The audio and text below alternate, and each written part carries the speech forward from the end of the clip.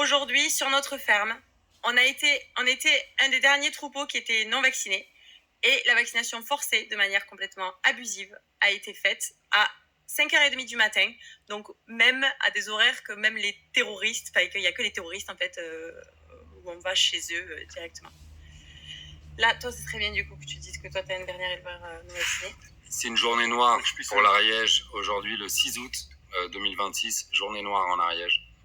Vaccination de force, on piétine les droits fondamentaux à la défense, on se prive des avocats, en tout cas on s'en passe, les préfets se passent des avocats.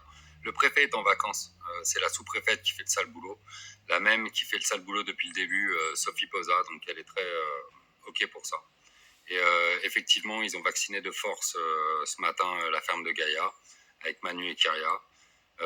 Voilà, il reste 40 vaches en Ariège, non vaccinées. 40 bovins. Il s'agit de bufflonnes et de bovins. Donc ça va arriver, ils ont prévu de le faire. Ils ont remis ça au goût du jour, puisqu'ils avaient cessé depuis un mois ou deux, on était tranquille, un truc du genre. Et voilà, et là c'est reparti. Donc on se demande bien ce qui va se passer demain, peut-être après-demain, peut-être après-demain, ils préviennent plus. Normalement, le droit vous oblige à prévenir avant de faire ce genre de choses.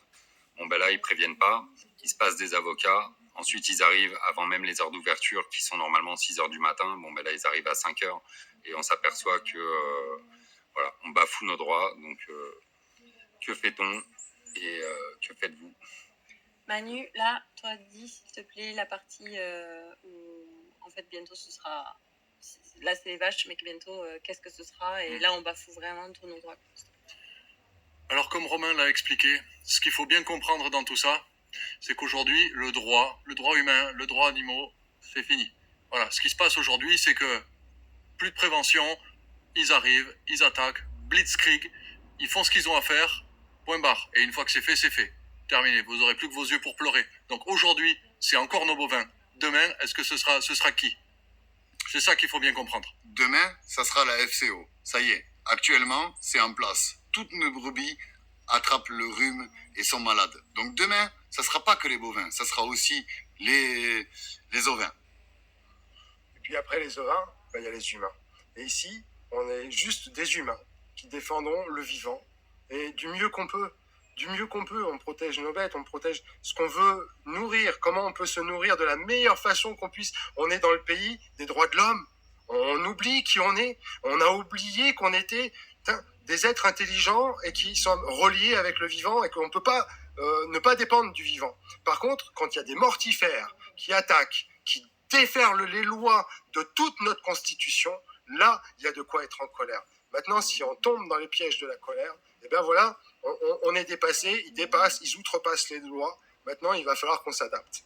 Il va falloir qu'on s'adapte et qu'on reprenne, nous, notre responsabilité d'être humain et de défendre le vivant, ce qui nous tient à cœur. Pas le cœur qui est là, le cœur qui est là. Pas avec ce qu'on croit, notre idéologie, notre politique, t'es de droite, t'es de gauche, t'es ceci, t'es cela. Non, c'est avec l'âme. L'âme, elle est là. On est tous des êtres humains, on est tous différents, mais on a la capacité de se comprendre. Si on prend le temps de se parler, si on prend le temps de s'expliquer, eh ben je suis sûr qu'on va trouver des vraies solutions et on va pouvoir s'adapter et se défendre d'un mal qui nous... C'est une lame de fond. C'est une lame de fond, c'est-à-dire une déferlante, on la voit arriver. Un orage, on peut le prévoir. Ça, cette lame de fond, c'est inimaginable ce que c'est en train de renverser. Maintenant, il va falloir faire très attention aux pièges dans lesquels on est en train de tomber. Et il va falloir sortir de ce piège-là de l'individualisme. Et ça, c'est ce que nous sommes en train de faire ici. C'est développer une intelligence collective. C'est notre seule force. C'est la seule force qu'on a toujours eue, c'est d'être ensemble. Notre liberté, c'est quoi? C'est tout ce qu'ont construit nos ancêtres et tout ce qu'on construira pour nos enfants. Faites-moi confiance, la seule chose qui compte, c'est la liberté, notre pouvoir d'achat, ce qu'on peut manger et comment on vit. Ouais, moi j'ajouterais bien que depuis quelques mois, on inverse la hiérarchie des normes. Et la hiérarchie des normes, c'est ce sur quoi tient notre État. C'est-à-dire qu'il y a une hiérarchie du président, ministre, préfet, tout ça est inversé depuis quelques mois. Et du coup, que nous reste-t-il? Si les préfets, depuis quelque temps, nous on le vit en tant qu'éleveurs, sont passés au-dessus des ministres, alors qui nous garantit que le policier passera pas au-dessus du préfet, donc au-dessus de son propre ordre. Et à ce moment-là, je pense qu'on en vient à un moment où il est légitime de prendre notre propre défense et donc de créer finalement, de nous-mêmes mettre en place ces lois qu'on respecte et qu'on tente de respecter depuis le début et de les faire appliquer à nos préfets, à nos ministres et à tout le monde. Parce que les seuls qui étaient là-dedans, eh ben c'est eux. C'est nos maîtres, entre guillemets.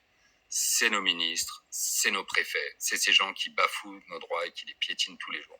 Moi, j'aimerais bien rajouter que chacun doit retrouver aussi sa propre souveraineté et que ces gens-là n'ont le pouvoir que celui qu'on leur donne. Et qu'à un moment donné, il serait temps que les gens comprennent que chacun a sa façon de voir les choses et surtout de pouvoir vivre libre et dignement. Quand les lois sont contraires à nos valeurs et à notre conscience, il est même primordial de dire non. Et à partir du moment où tout le monde dit non, cette loi n'est pas applicable. C'est une réalité. Et nous, on l'a montré, on montre l'exemple et on veut que vous puissiez vous en servir pour comprendre que ces lois-là n'ont pas de poids si elles ne servent pas l'humain et le vivant. Donc rassemblons-nous, ne nous laissons pas faire. Nous sommes libres, nous sommes nés libres, nous sommes tous égaux. Voilà, et ça c'est le plus important. Consommez local, pensez à vos agriculteurs, les pommes de terre, les carottes, tout ce qui est fait en France. Pensez-y et achetez la France. Avant de revoir notre histoire, adaptons-nous dans le moment présent. Parce que nos enfants, eux, qu'est-ce qu'ils vont manger? Qu'est-ce qu'ils vont subir? Si on regarde ce qu'on subit depuis 8 mois, depuis 8 mois, il y a des choses qui se sont déroulées qui sont très très claires. Aujourd'hui, nous ne sommes pas dans un État qui prend soin de nous. Nous sommes dans un État qui déferle le vivant et qui attaque l'humain en prétextant et en outrepassant les droits qui nous défendent, nous, les droits de l'homme, les droits de l'humain. Il va être temps d'évoluer, de grandir à plein d'endroits. Il y a plein de super bonnes idées, il y a plein de gens mais extraordinaires qui ont tous envie de participer à l'émancipation d'un monde qui nous ressemble. Pas de monde qu'on nous impose.